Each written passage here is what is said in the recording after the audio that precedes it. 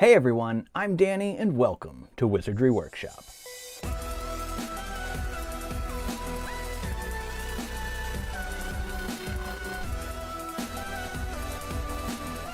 In today's video, we're going to be making a fully readable version of Unfogging the Future. It's over 100 and some pages. It's just not very thick, so I'm going to call this the abridged softback version of Unfogging the Future.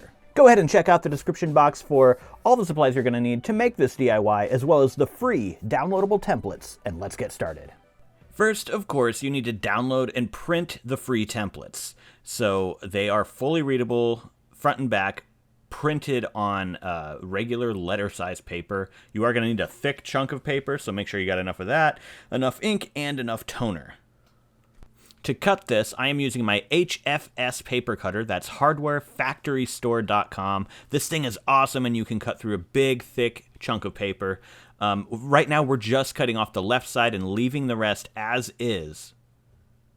And as you can see, this cuts through a whole stack of paper pretty easily. So it's a pretty awesome thing to have, especially if you do a lot of bookbinding. We will need 2 wooden boards and 4 clamps. We are going to want to line up that cut edge with the edge of one of our pieces of wood.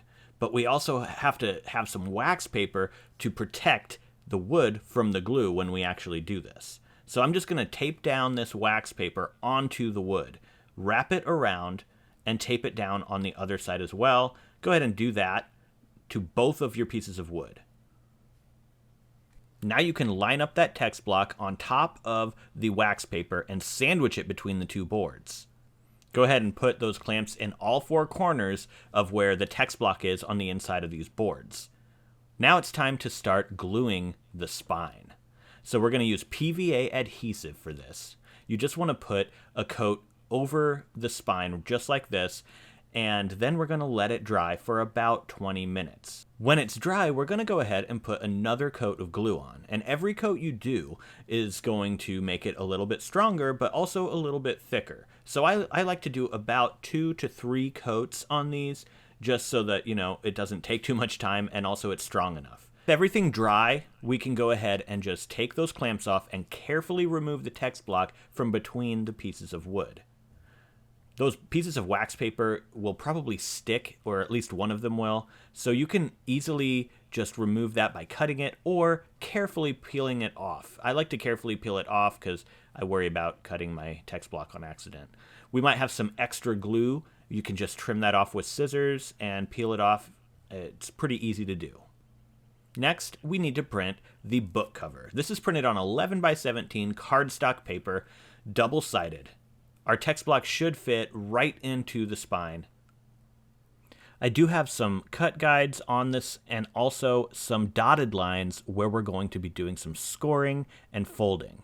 I'm going to use my Cricut scoring tool for this, and the idea is just to take a ruler and line it up with all the dotted lines and then just go along that with your scoring tool, and you'll get some nice score lines in there. Do that for all 4 of those score lines. This will make it much easier to fold when the time comes, and you'll get nicer folds. Now your spine should look about like that. We can put the text block into it, and just to see if it fits, it should fit. Everything should wrap around it pretty tightly, like this. Now we can take the text block out, and then we're going to have some more wax paper. We're going to use this to mask off the spots where we don't want to glue. So that's going to be everything outside of that white spine. Again, add a coat of PVA glue to that white spine and then remove the wax paper.